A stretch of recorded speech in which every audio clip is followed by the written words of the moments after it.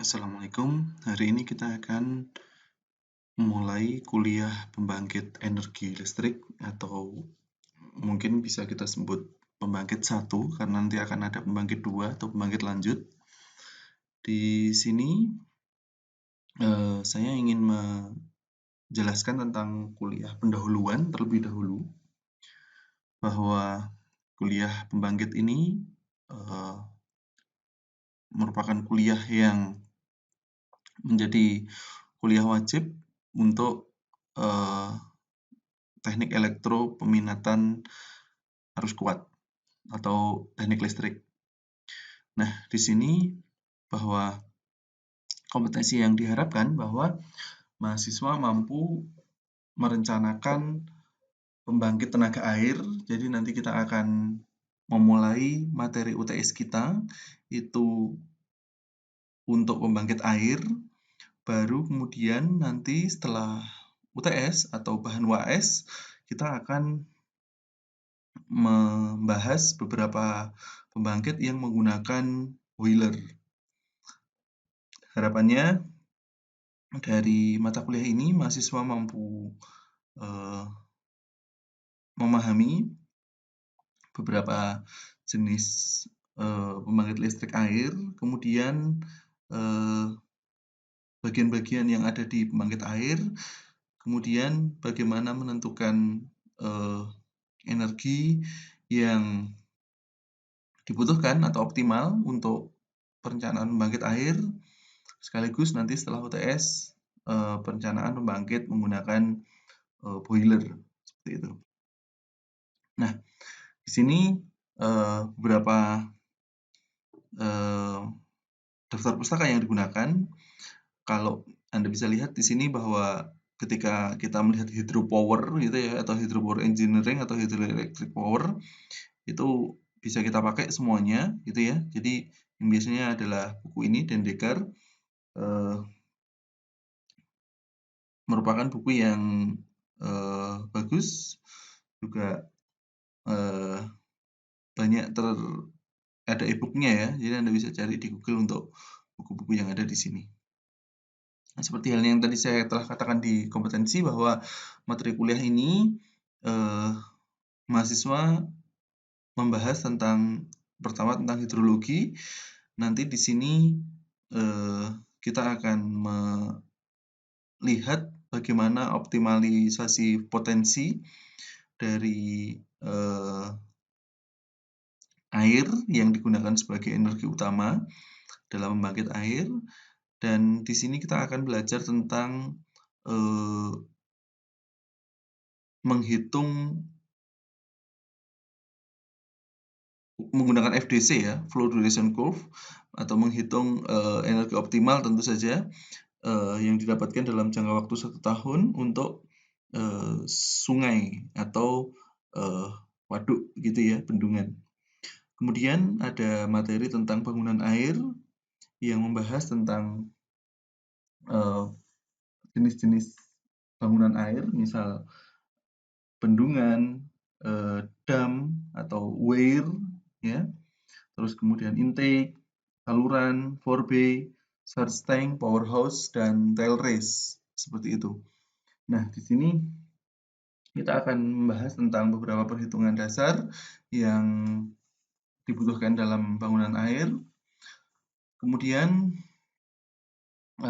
kita juga akan bahas bagaimana menghitung secara cepat untuk turbin yang digunakan, gitu ya. Turbin yang digunakan jenis-jenisnya ada impulse dan reaction turbin, gitu ya, yang sering digunakan untuk pembangkit air, baik pembangkit kecil maupun pembangkit besar.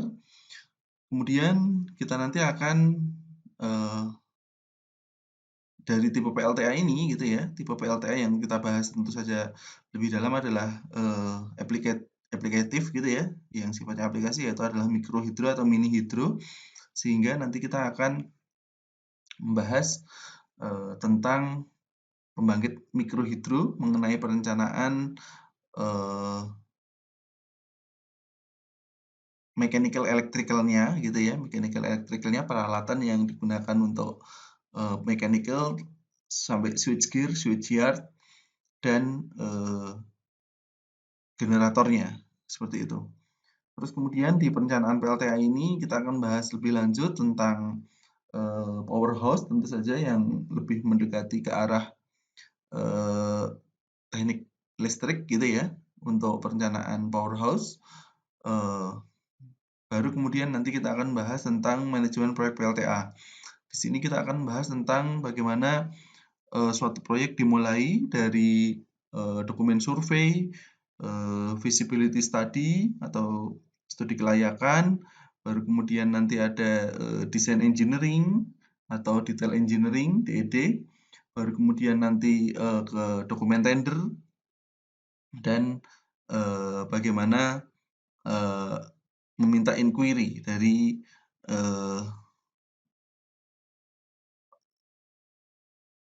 supplier gitu ya, supplier dari inquiry terhadap permintaan barang-barang yang kita butuhkan sebagai engineer listrik gitu ya. Nah, kemudian setelah UTS kita akan bahas tentang pembangkit listrik tenaga uap.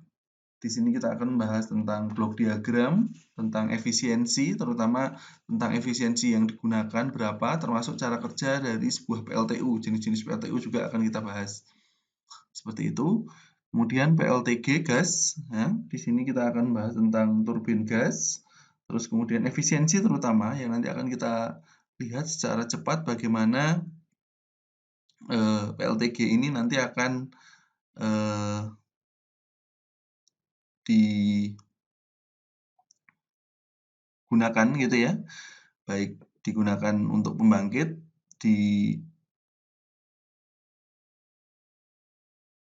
mungkin di kapal, di offshore gitu ya, kemudian di suatu site yang mungkin sifatnya isolasi gitu ya, terisolasi. Terus kemudian bagaimana PLTGU ini nanti akan dibahas gitu ya, gas uap combined cycle. Terus kemudian PLTP, ada beberapa contoh di uap ini, contohnya adalah Suryalaya. Terus kemudian PLTP ini wayang windu, PLTGU ada juga, cuman kita akan lihat bersama untuk slide-nya seperti apa. Terus kemudian nanti PLT biomas dan biogas ini menggunakan boiler sederhana, menggunakan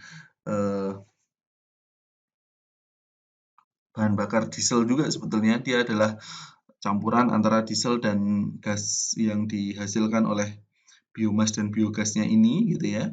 Ada beberapa jenis, ada yang menggunakan biogas seperti itu ya. Kalau biomas membakar incinerator baru kemudian dimasukkan ke boiler untuk dimanfaatkan pembakarannya, seperti itu juga bisa. Dan yang terakhir nanti kita akan bahas tentang PLT nuklir gitu ya. Nah, di sini pertama kita bahas tentang kenapa kita harus membahas dulu tentang PLTA gitu ya.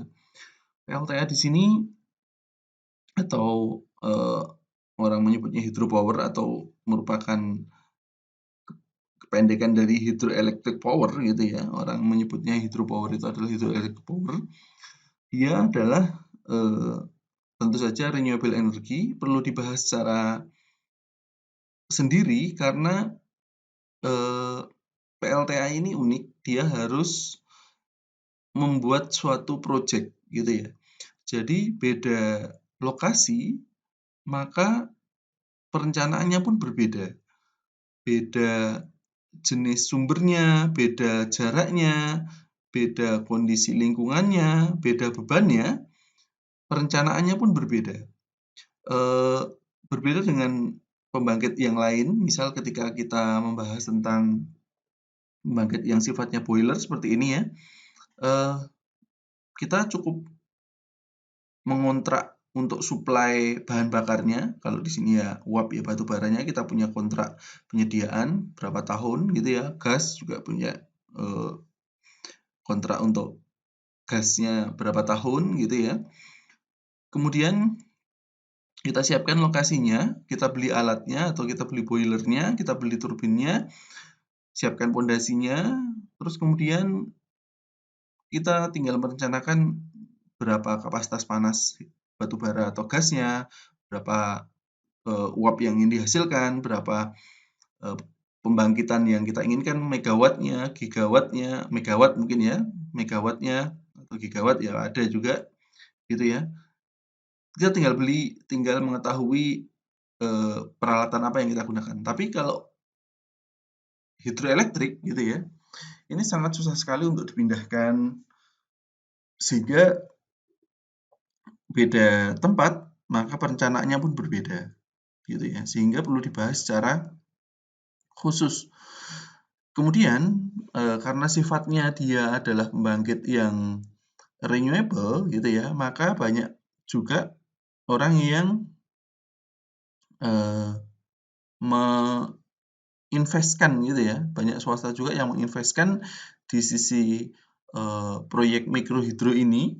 Mungkin kalau sebagai informasi bahwa turbin air gitu ya, mungkin sekitar 15 tahun gitu, mungkin dia ya plus minus lah dengan perbaikan, tapi kalau mungkin kalau merek Cina Jinlong gitu ya, itu sekitar 15 tahunan dengan overhaul, dengan las, dengan maintenance yang baik bisa seperti itu. Dan beberapa project bisa break even point ketika 8 sampai 12 tahun, sehingga 3 tahun itu adalah yang bersih gitu ya. Kalau misalnya dia 8 tahun break even point, 7 tahunnya itu bersih, sudah keuntungan bersih, tidak perlu mengembalikan pinjaman ke bank gitu ya. Sehingga keuntungannya bisa tetap diterima oleh pemilik atau investor gitu ya. 1 megawattnya sekitar 5 miliar rupiah gitu. Itu hitungan kasar secara umum seperti itu untuk mikrohidro. Nah, di sini sehingga dengan adanya renewable ini gitu ya, hydroelectric power ini, renewable ini, orang tertarik gitu ya, karena kalau bangunannya sendiri bisa sampai ratusan tahun, 200 tahunan untuk pondasi, untuk bendungan gitu sampai sangat lama sekali gitu ya. Bendung, saluran gitu sangat lama sekali. Yang perlu perbaikannya mungkin hanya generatornya, turbinnya, penstoknya gitu ya. Itu nanti akan kita bahas. Dan air sebagai sumber dari hydropower ini, dia adalah energi terbarukan. Nah, mungkin masalahnya bagaimana penyimpanannya, bagaimana tata guna lahan gitu ya. Jika di atasnya hulunya dari sumber air itu, dari sumber waduknya atau dari sumber sungai itu sudah berubah menjadi perkebunan gitu ya, maka tidak bisa untuk menyimpan air. Tapi kalau misalnya di mata airnya atau hulunya itu masih berupa hutan, hutan lindung gitu ya, itu dia akan terus bisa ya menghasilkan air gitu ya dengan daur hidrologi gitu ya. Seperti itu sehingga dari sini hidroelektrik ini menarik untuk dibahas seperti itu. Nah, kebutuhan dari energi dunia gitu ya, rata-rata meningkat. Mulai kita pakai data kasar ya, mulai dari 80 sampai 2004 gitu meningkat gitu. Tapi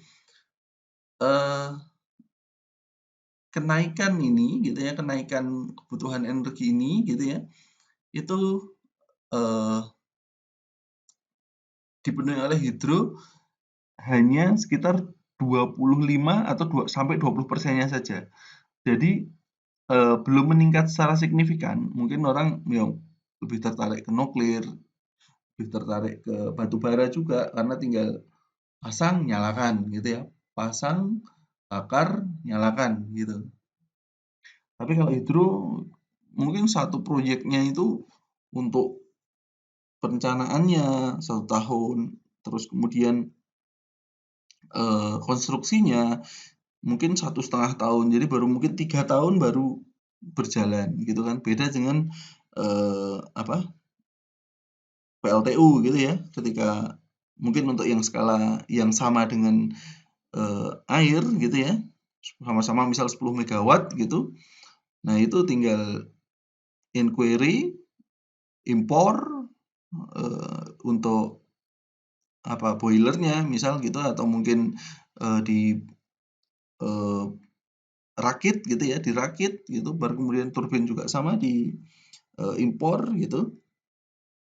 Nah, generatornya juga, kalau generator mungkin dililit dulu sesuai dengan kebutuhan berapa, jalankan. Mungkin itu sekitar 1 tahun sampai 1,5 tahun sudah running ya. Tapi kalau hidro perlu lebih lama, sehingga pertumbuhan hidro ini tidak signifikan. Tapi cita-cita dari engineer listrik gitu ya, tetap hidro ini merupakan suatu hal yang menjadi cita-cita bersama, karena air itu ya merupakan suatu kebutuhan buat semuanya gitu ya. Ketika kita punya pembangkit air gitu, keuntungannya tidak hanya bagi pembangkit saja, tapi juga bisa untuk pariwisata, bisa untuk irigasi, multipurpose ya. Tapi kalau misalnya memang untuk mikrohidro saja, ya memang fungsinya hanya untuk mikrohidro saja. Tapi ketika membangun waduk, ya bisa beberapa fungsi gitu ya dari waduk itu sendiri. Nah, kemudian untuk hydropower gitu ya, kita punya beberapa jenis di dunia ini ya, punya beberapa jenis yang sudah dibangun gitu ya. Dulu sebelum 2009, 2010 gitu, Itaipu menjadi yang paling besar gitu ya. Dia berada di perbatasan Brazil dan Paraguay. Brazil mendapatkan sekitar mungkin 60-70%, Paraguay mendapatkan sisanya. Nah, 2009 gitu ya, Cina membangun Three Gorges Dam gitu ya di Sungai Yangtze, bisa menghasilkan 18.200 megawatt. Anda mungkin bisa lihat YouTube bagaimana ketika membuka ininya ya, pintu bendungnya ya, ada sirine yang sangat keras sekali untuk memperingatkan bahwa pintu akan dibuka seperti itu. Nah, di sini bisa ditunjukkan bahwa dia mengurangi sampai 40 sampai 50 juta ton batu bara per tahun gitu ya, dengan kapasitas 18.200 seperti ini, sampai 26 turbin gitu. Nah, nanti dari hydropower ini sendiri kita juga akan membahas tentang daur hidrologi gitu ya, siklus hidrologi, bagaimana kita menghitung data curah hujan. Karena kita merencanakan air gitu ya, mungkin teman-teman sipil sudah banyak yang ahli untuk menghitung siklus air ini gitu ya, untuk siklus hidrologinya ini. Tapi setidaknya sebagai engineer elektrik kita tahu bahwa energi yang kita butuhkan gitu ya, air ini itu berasal dari proses yang kadang pemakaiannya gitu ya, kadang pemakaiannya itu lebih cepat daripada siklusnya, sehingga terjadi kelangkaan gitu ya. Pemakaiannya banyak tapi siklusnya tidak cepat gitu ya. Nah, sehingga karena pengaruh musim ya tentu saja. Nah, sehingga terjadi kelangkaan air seperti itu. Nah, di sini kita akan bahas beberapa proses dan bagaimana nanti menghitung energi yang dihasilkan oleh air tersebut gitu ya. Beberapa jenis tipe pembangkit gitu ya. Yang pertama adalah run of river, terus kemudian menggunakan storage atau menggunakan bendungan gitu ya. Terus kemudian menggunakan pembangkit ombak gitu ya, atau after bay gitu ya.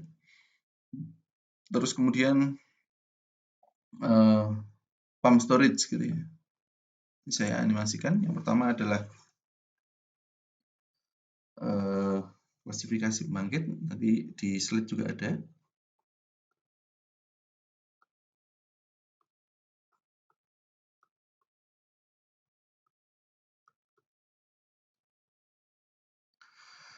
Nah, yang pertama adalah run of river.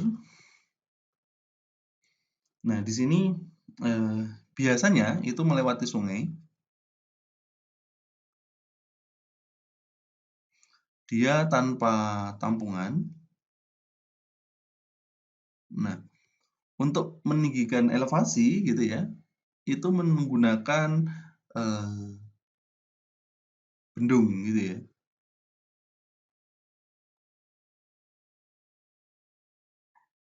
Atau bahasa Inggrisnya adalah weir. Nah, jadi ketika elevasinya itu sudah terlampaui gitu ya. Jadi kalau misalnya ini saya gambarkan tanpa atas, di sini ada weir gitu ya. Nah, di sini kita pakai yang namanya ini sungai ya.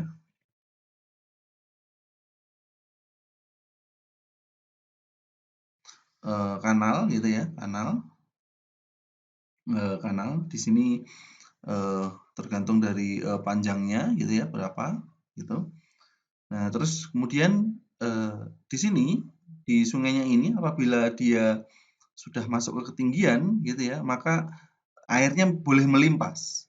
Kalau bendungan atau dam, air tidak boleh melimpas gitu ya. Tapi kalau weir gitu ya, asalkan dia sudah memenuhi ketinggian yang dibutuhkan oleh saluran gitu ya, di sini saluran, maka dia boleh melimpas di sungai. Baru kemudian nanti di sini akan ada 4B atau bak penenang, gitu ya. Baru nanti di sini ada penstock, biasanya ada 2 buah, gitu ya, digunakan untuk maintenance. Terus kemudian di sini ada power hose, gitu ya. Baru kemudian nanti di sini keluar ke sungai lagi, gitu ya, dengan nama tail race, gitu. Nah, sungainya misal bentuknya seperti ini, gitu ya. Nah, ini mengalirnya ke sana, gitu. Nah, dari sini dia tanpa tampungan yang ada di sini. Jadi tanpa tampungan menggunakan saluran ini cocok untuk tipe pembangkit air yang kecil. Makanya pico, mikro, mini gitu ya. Itu menggunakan tipe yang bentuknya seperti ini. Kemudian yang kedua yang kita tahu biasanya yaitu adalah bendungan. Gitu ya. Ini dari medium hingga high head gitu ya. Itu di atas 100 meter gitu ya. Dan biasanya powerhouse terletak di kaki bendungan.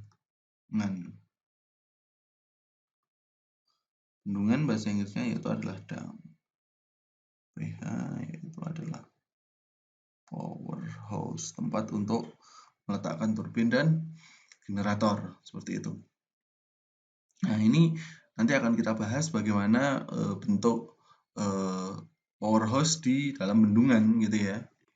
Dan tipe yang lain lagi yaitu adalah pembangkit ombak gitu ya. Huruf B, ya, pantai gitu. Biasanya kita punya suatu area gitu ya yang sangat luas. Di sini terdapat pintu gitu ya, pintu untuk dikontrol masuk dan keluarnya gitu ya. Sementara di sini ada power hose itu. Di sini misal ada pintu yang diatur masuk keluarnya gitu ya.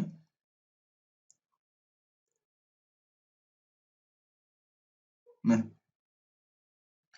di power hose ini sendiri dia bisa diatur putarannya kemana. Kalau misalnya memang dia di sini kita atur ke sana gitu ya, atur ke sana gitu, maka dia akan menggranate dari sana. Di sini jadi suatunya adalah genangan, di sini adalah air laut.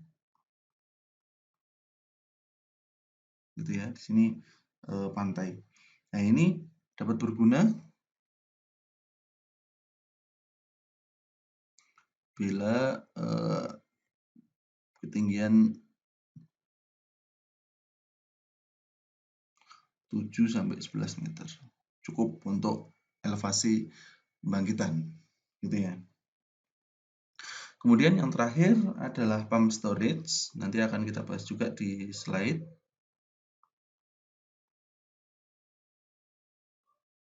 Pump storage di sini ada beberapa jenis. Misal kalau misalnya kita menggunakan yang tipe dam gitu ya, tipe bendungan gitu, dan kemudian nanti ini keluar lewat penstock gitu ya.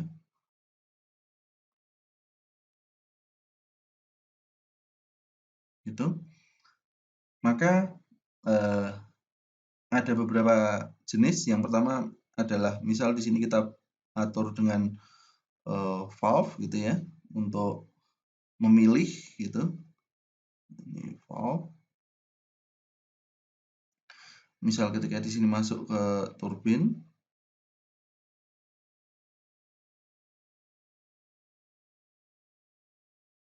Nah, ini akan terhubung langsung dengan generator gitu ya. Di atasnya bentuk vertikal gitu. Baru kemudian nanti dari turbin ini keluar ke race draft tube dari turbin gitu ya. Lalu dia masuk ke elevasi bawah dari air gitu ya.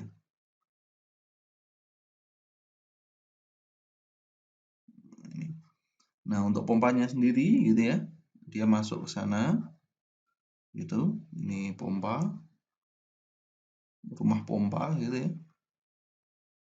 Nah, di sini akan ada valve juga untuk diaktifkan ketika dia menggunakan pompanya, baru kemudian ini akan dimasukkan ke atas. Nah, jadi arahnya kalau pompa dia arahnya ke sana gitu ya. Kalau arahnya ke turbin dia arahnya ke sana. Ini adalah salah satu jenis pump storage ya, memiliki valve.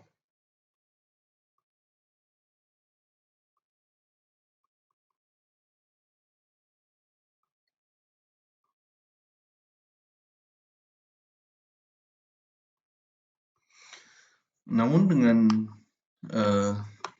perkembangan teknologi mengenai generator yang ada di sini gitu ya.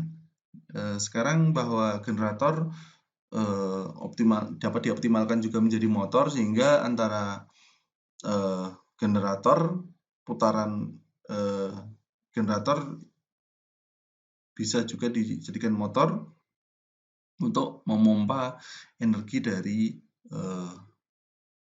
bak penampung dari bawahnya gitu ya. Seperti itu.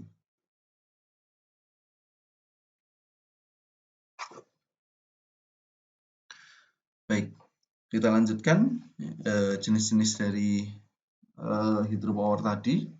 Yang tadi sudah ya, ada bendung dan intake masukan, kanal atau saluran. Kanal di sini nanti akan kita bahas di bangunan air gitu ya. Bentuknya mirip dari saluran irigasi yang memang namanya saluran kanal. Terus kemudian 4P, bak penenang.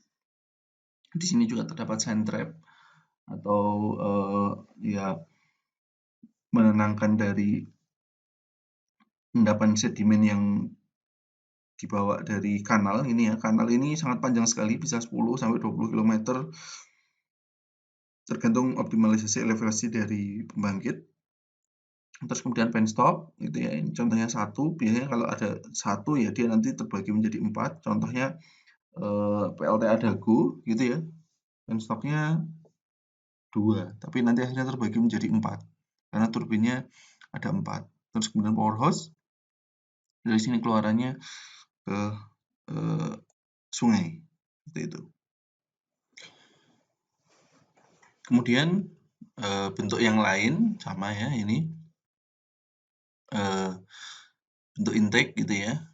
Terus kemudian ada juga yang untuk menyelamatkan lingkungan gitu ya, karena mungkin terbawa dari ikannya gitu ya, akhirnya ada tangga ikan di sini. Jadi ikan bisa melompat, ada fishway gitu ya. Tapi itu adalah tanggung jawab lingkungan saja. Ada beberapa yang memang di 4B ini untuk misal sepanjang saluran ini hujan, dia pasti ada limpasan dari sini gitu ya. Pasti ada pembuangan dari 4B-nya yang energi yang dibutuhkan saja yang masuk open stock sama dengan yang ada di sini, tapi ini kira-kira ringkasnya seperti ini gitu, tergantung dari elevasinya.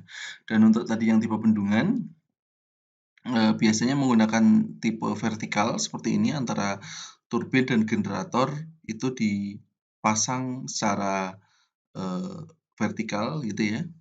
Nah, dan di sini kita memerlukan control gate yang nanti akan kita bahas di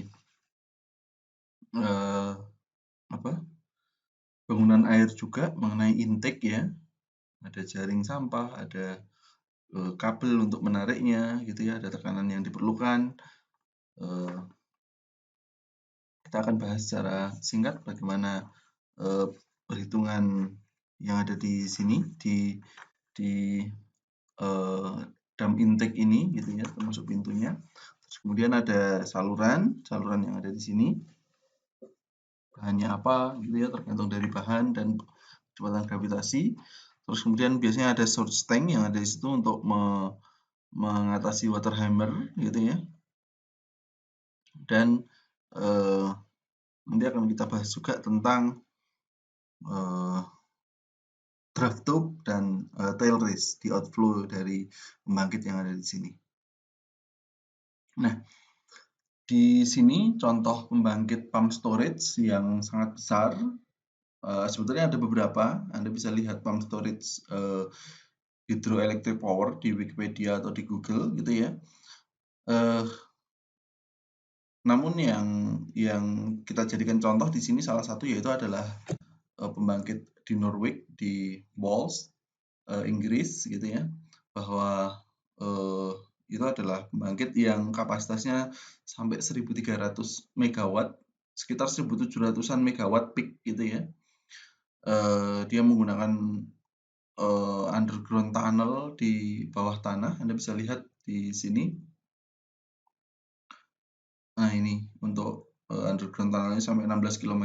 Sebetulnya juga ini mirip pembangkit air di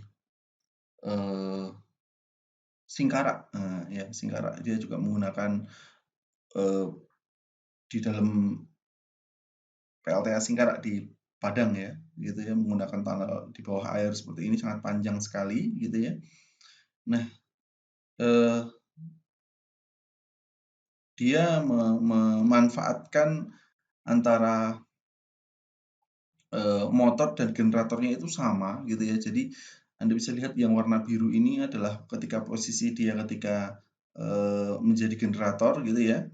Nah, ketika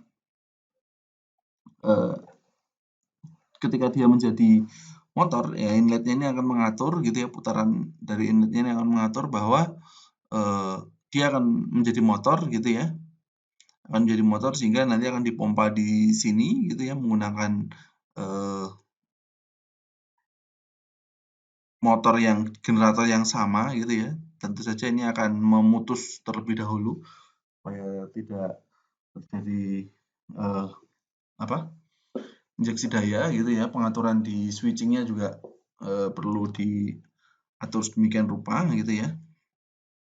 Nah, Sehingga, di sini antara, eee, Marlin Mardano ini sampai ke Lin Paris ini yang ada di sini, itu naik turun gitu ya, naik turun. Nah, ini beberapa, lokasinya, Anda bisa lihat betapa besar untuk salurannya yang ada di situ. Di bawah tanah terdapat beberapa buah, penstock yang ada di gambar yang ada di sini, Anda bisa lihat. Dan ini merupakan pembangkit yang, eee, mungkin bisa dikatakan cukup baik gitu ya.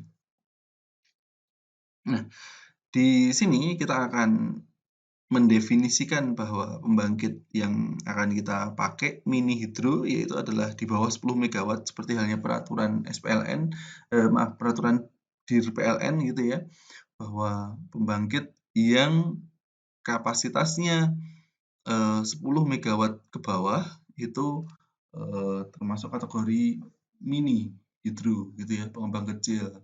Tapi jika di atas 10 megawatt gitu ya, biasanya masuk ke, interkoneksi 70 kV atau 150 kV gitu. Sehingga biasanya untuk studi, 10 megawatt ke bawah itu cukup menggunakan studi distribusi 20 kV gitu ya. Dan biasanya juga 500 kW, ada yang mikrohidro, ada yang pikohidro gitu ya, tipe-tipe turbinnya tentu saja menjadi kekhasan sendiri. Nah, nanti akan kita banyak bahas yang ada di sini ya, mini hidro dan large hidro sedikit, mikrohidro juga sedikit, tapi kebanyakan kita nanti ada di, mini hidro gitu ya. Nah, di sini bahwa kebutuhan energi gitu ya, kita merubah dari satu energi dari bentuk satu ke bentuk yang lain gitu ya, itu, utamanya yaitu adalah efisiensi efisiensi, balik lagi ke efisiensi. Sehingga yang perlu diingat bahwa, jenis apapun ketika Anda bekerja, tipe turbinnya seperti apa, generatornya seperti apa, yang Anda lihat itu adalah berapa efisiensi yang, di apa ya, diperlukan. Misal turbin rata-rata maksimal 88%, Anda bisa ambil mungkin rata-rata 85% gitu ya. Kalau generator tinggi sekitar 93%, 95% gitu ya. Motor 80% seperti itu. Nah, efisiensi-efisiensi yang kita ketahui itu tentu saja nanti akan mempengaruhi, eee, perubahan dari satu energi ke energi yang lain, mulai dari energi potensial yang kita butuhkan dalam sebuah, hidroelektrik gitu ya, masuk ke energi kinetik dalam bentuk turbinnya, turbin nanti akan berubah menjadi energi listrik gitu ya, listrik nanti ada losses gitu ya. Efisiensi-efisiensi itulah yang nanti akan kita, bahas sehingga sense of engineering kita gitu ya, itu, terasah menggunakan, eee, efisiensi-efisiensi tersebut. Jadi kalau misalnya inputnya sekian, efisiensinya sekian, outputnya harusnya berapa, tapi kalau misalnya tidak sesuai maka akan terjadi kerusakan, perlu maintenance, atau, sense of engineering itulah yang perlu dilatih dalam, eee, bagaimana kita memahami efisiensi proses gitu ya, prosesnya apa gitu ya. Apapun pembangkitnya kita harus tahu inputnya berapa, kalau mungkin energi yang kita pakai satuannya watt ya silahkan, mungkin ada beberapa orang yang mengatakan menggunakan joule, menggunakan kilokalori silahkan, tapi biasanya kita, engine listrik menggunakan watt gitu ya. Ya nanti keluarannya juga berapa kW, berapa watt juga gitu ya, berapa energi yang dihasilkan gitu. Itu harus, eee, Anda pahami untuk melatih tadi sense of engineering. Nah, di sini mulai dari penggunaan, eee, listriknya itu sendiri, ada efisiensi di, eee, trafo, ada energi efisiensi di transmisi, ada di efisiensi di GI gitu ya, untuk, GH yang ada di sini sampai ke rumah, ya itu perlu perlu beberapa kali sambungan, beberapa kali pembagian. Nah, di sinilah yang nanti, eee, peran kita untuk memahami secara keseluruhan sehingga kita menyadari bahwa ketika kita bekerja di pembangkit itu tidak hanya bagian saya saja, tapi kita juga harus kira-kira berempati terhadap engineer yang bekerja di, ujung, eee, ujung kita gitu ya, di sisi beban seperti apa gitu, kita harus memahaminya, gitu. Nah, eee, di sini untuk hydropower gitu ya, tentu saja dia adalah energi yang terbarukan, sehingga nanti biasanya ada dibahas juga orang untuk membahas pembangkit itu ada 2, yang pertama adalah, eee, konvensional gitu ya, yang menggunakan konvensional itu menggunakan, energi tidak terbarukan gitu ya, diesel, batu bara, gas gitu ya. Ada yang menggunakan, eee, non konvensional gitu ya, menggunakan, eee solar, geotermal, angin, bayu gitu ya, PLTB, bayu, menggunakan angin gitu ya. Nah itu dibagi 2 seperti itu, memungkinkan juga ada beberapa kampus yang membahas pembangkit itu berdasarkan 2 konvensional dan pembangkit non konvensional gitu ya. Nah tapi di sini PLTA-nya kita masukkan di pembangkit satu, baru kemudian nanti di pembangkit berikutnya yaitu adalah pembangkit boiler gitu ya. Nanti pembangkit lanjutnya kita akan bahas tentang interkoneksi pembangkit dan eee, ekonomi energi gitu. Nah, di sini, eee, tentu saja tidak hanya, eee, air saja yang berperan gitu ya. Sebetulnya kombinasi pembangkit juga memungkinkan untuk, membuat sistem interkoneksi gitu ya, bahwa ada keunggulan yang bisa dicapai oleh uap, ada keunggulan yang dicapai oleh nuklir, ada keunggulan yang dicapai oleh air gitu ya. Mana cadangan panas, mana cadangan dingin, mana cadangan berputar gitu ya, sesuai, dari Pak Jiteng gitu ya. Itu saling melengkapi, ada plus minusnya gitu ya. Tapi, eee, di sini kita akan bahas dulu tentang pembangkit air gitu ya, pembangkit air. Nah, kayak ini kita sebut dia interkoneksi yang ada di sini gitu ya. Anda mungkin sudah paham beberapa jenis pembangkit yang masuk ke dalam satu saluran sistem interkoneksi. Nah, masih sangat banyak sekali, peluang untuk hydropower ini dimanfaatkan gitu ya, dimanfaatkan karena baru hanya kecil dan masih banyak, eee, potensi-potensi yang belum dikembangkan dengan baik sehingga harapannya, penggunaan batu bara ini akan turun dan hydropower ini akan meningkat, gitu ya. Dan pembahasannya tidak hanya secara keseluruhan tapi juga detail-detail kecil-kecil bagaimana tentang bentuk turbinnya, bagaimana tentang, jenis turbinnya gitu ya, putaran-putaran, eee, turbinnya, terus desain-desain turbinnya, tentang, monitoring-nya, mengulangi tadi meningkatkan efisiensi, mengurangi losses gitu ya, bagaimana tentang hidrologinya, eee, apa, peramalan airnya gitu ya, tentang meningkatkan kualitas airnya, karena ada beberapa air yang danonya mungkin digunakan untuk contohnya Singkara ya, Singkara itu karena di sana banyak keramba sehingga, eee, air yang digunakan di sana sangat asam karena pakan dari ikan itu mempengaruhi kualitas air. Jadi kualitas air di sana sangat asam sehingga, mempengaruhi juga di turbin di PLTS Singkara, sehingga perawatannya yang harusnya mungkin overhaul setahun sekali, nah itu kok setahun jadi 2 kali, contohnya seperti itu. Dam safety juga sama, supaya tidak terjadi, eee, apa, bencana alam gitu ya.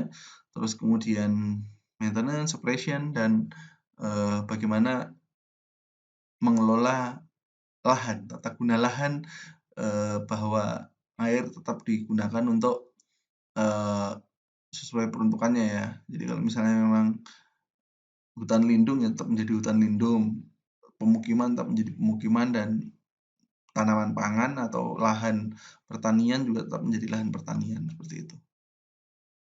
Nah, eh, iya, jadi satu orang memerlukan sekitar 210 ton batu bara atau oil 2.300 barrel seperti itu ya. Nah, ini apabila kita bisa ganti dengan energi terbarukan, maka ya ini akan eh, membantu anak cucu kita semua, gitu ya. Nah, di sini kalau Anda lihat di sini grafik di sini hidroelektrik ini sebetulnya fuelnya bukan nol ya. Kadang ada beberapa yang kita juga harus ada iuran kalau di Indonesia ya ada iuran ke Jasa Tirta atau ke BWS Balai Wilayah Sungai untuk penggunaan air gitu ya. Nanti ada perhitungannya untuk eh, berapa iurannya, tapi mungkin sangat kecil sekali dibandingkan dengan gas turbin, eh, solar dan nuklir gitu ya. Hampir nol sih. Maka tapi ada beberapa iuran untuk iuran air seperti itu. Di Indonesia ya, mungkin kalau di luar negeri mungkin berbeda. Nah, beberapa kelebihan yang kita pakai di sini yaitu adalah fungsi dari PLTA ini tidak hanya untuk energi saja gitu ya, tapi juga untuk fungsi yang lain misal irigasi, pengendali banjir seperti itu, dan dia sangat cepat sekali untuk starting 19 mungkin sekitar 90 detik saja sudah bisa on untuk terkoneksi dengan grid gitu ya. 90 detik 1,5 menit ya sekitar segitu. Sangat murah sekali gitu ya. Per kWh kalau di kemarin sempat 1.400 ya kalau dari PLN jual ke pelanggan kan 1.467. Nanti Oktober 2020 turun 1.444 ya. Kalau jual dari PLT air ini sekitar PLN beli dari investor itu untuk 8 tahun pertama itu kalau nggak salah sekitar 900 sampai 1.200. Baru kemudian nanti setelah tahun ke-8 PLN membeli sekitar Rp800 per kWh gitu ya. 8 tahun awal PLN membeli sekitar 1.200 sampai 1.900 saya lupa tergantung dari nanti akan kita bahas lagi untuk keekonomian dari pembangkit gitu ya di pembangkit 2. Tapi rata-rata segitu 8 tahun pertama 1.900 sampai 1.200 PLN beli, harganya tinggi dulu supaya balik modal dulu cepat. Baru kemudian nanti setelah tahun ke-8 harganya PLN beli ke investor itu turun sekitar 800-an gitu ya. Nah, tapi dijual ke pelanggan ke pelanggan itu sekitar 1.400 ya, ada selisih untuk PLN operasional ya yang ada di situ. Nah, bisa kita bilang bahwa Rp800 per kWh itu masih low value rates gitu ya. Kalau solar mungkin sekitar 2.000 rupiah per kWh gitu ya. Jadi PLN melakukan subsidi untuk PLTD solar. Untuk ada yang lebih murah lagi panas bumi gitu ya. Tapi ya tempat terus kemudian biasanya letak panas bumi di hutan lindung, nanti kita bahas saat membahas tentang geothermal. Cost-nya juga low operating, biasanya hanya perlu pembersihan dari bak penyaring seperti itu, sentrepnya dibersih-bersihkan saja karena bangunannya sendiri sudah kalau direncanakan baik sudah akan sangat tahan lama. Dan tadi profit startup ketika terjadi blackout gitu ya. Baik, seperti itu untuk kuliah permulaan kita. Besok akan kita bahas tentang bangunan air.